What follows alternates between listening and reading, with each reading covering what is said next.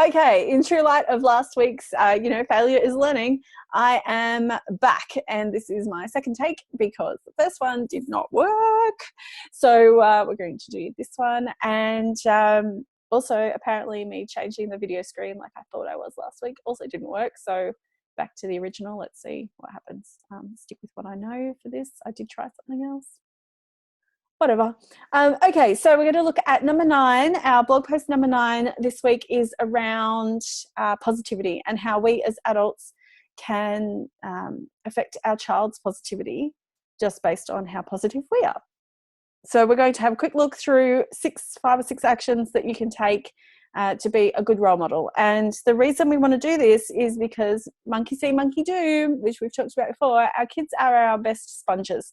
So when they're scared or they're worried or they're not sure what to do or they're just absorbing in general, because that's what kids do, they're going to be looking at the adults in their lives. So they'll be looking at their teacher, they'll be looking at, or teachers if they have multiple, they'll be looking at coaches, they're looking at mums, dads, grandparents.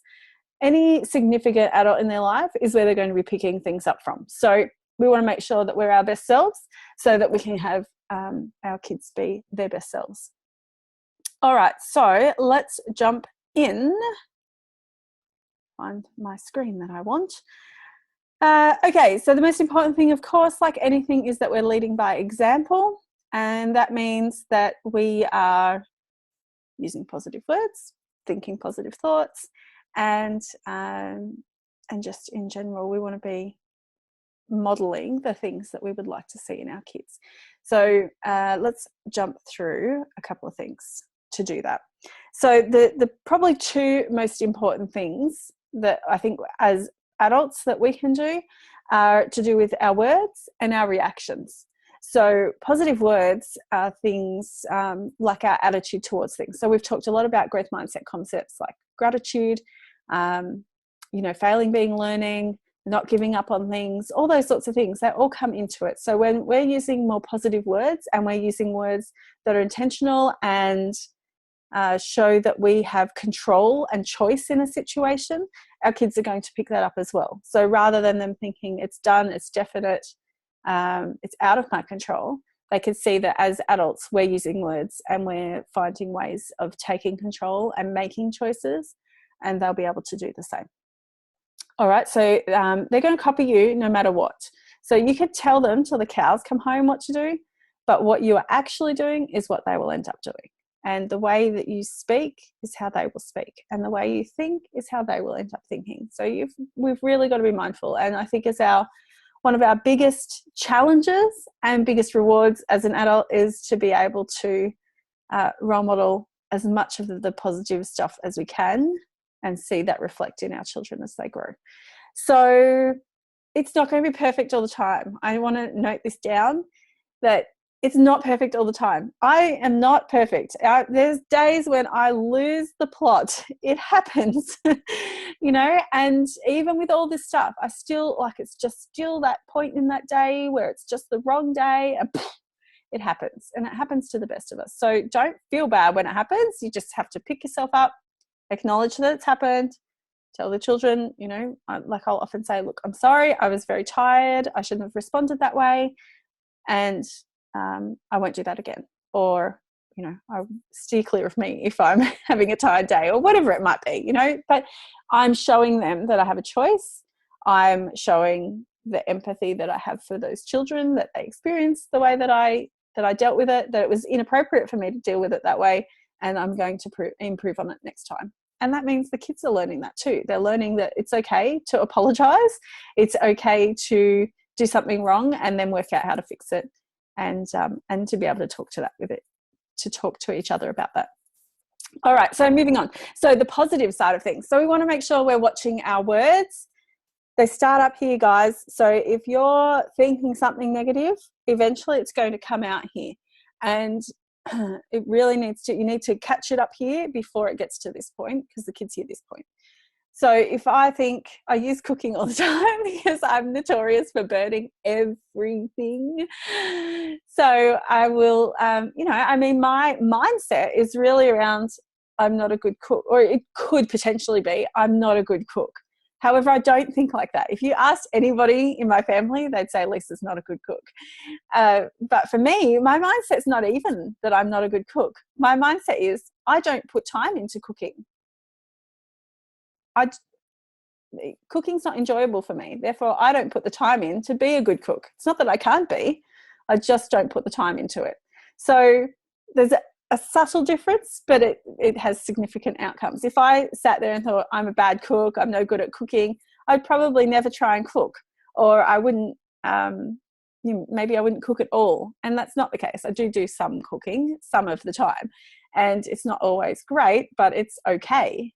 But I acknowledge if I put more time into it, I know I'd be better at it.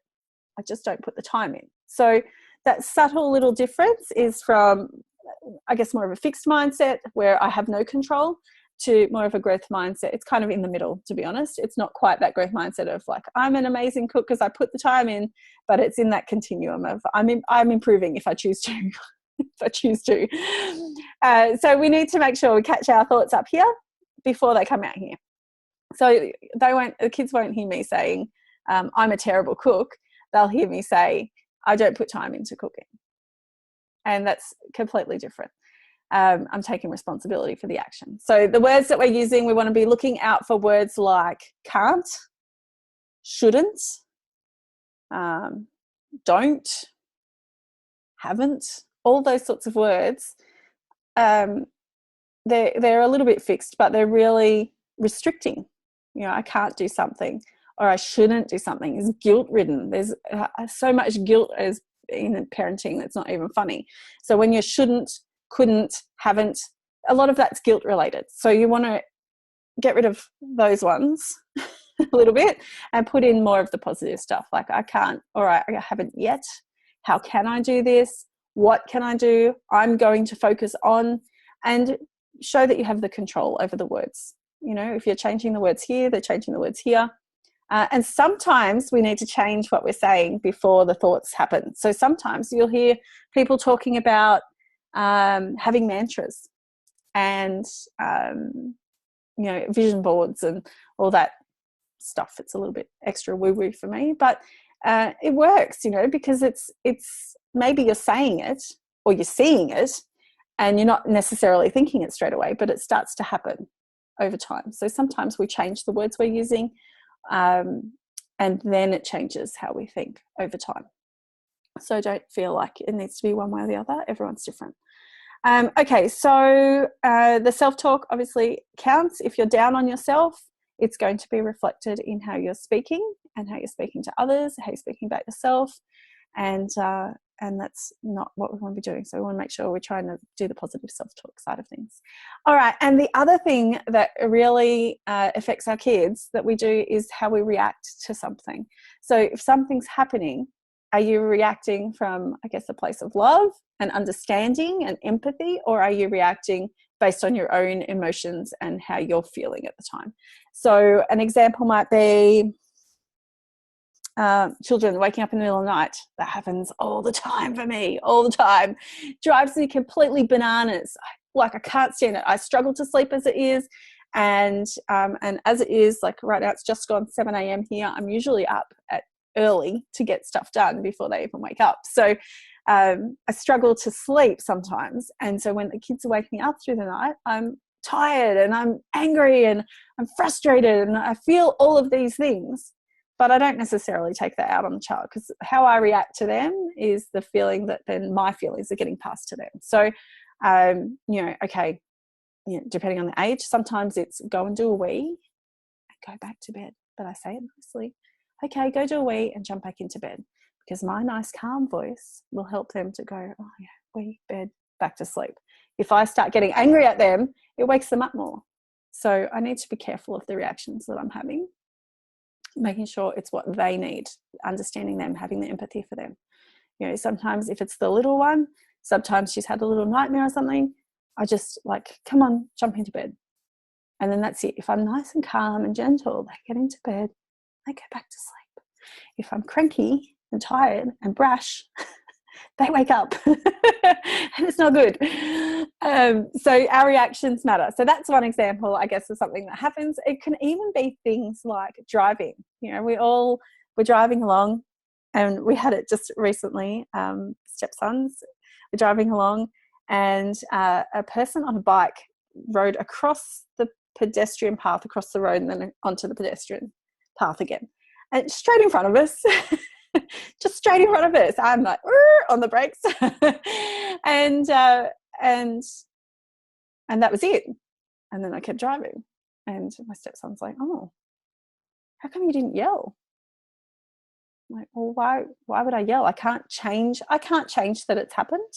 I'm pretty sure when that guy saw a four-wheel drive ploughing towards him, it scared him enough to go, next time I better check before I ride out on the road. Hopefully. I said, if anything, they would have been more scared than I was. You know, I can't change that it's happened. I dealt with the situation.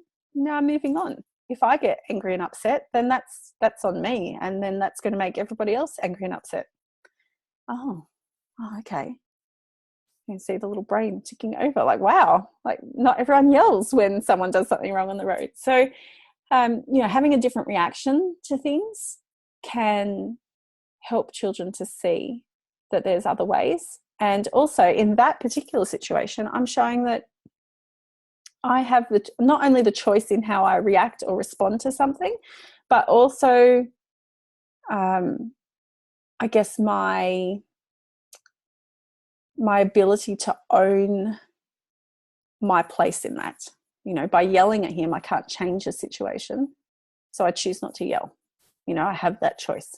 So keep your eye on your reactions to things, and whether it's a reaction based on your feelings of frustration and anger, or if it's something you can change, or it's something you can't change. If it's something you can't change, most of the time we don't need to react the way that we do. If it's something we can change, you know, pick the right reaction for it. So there's more in the blog post. If you have any questions or you want to know more about that sort of stuff, you can contact us at growkidsminds.com.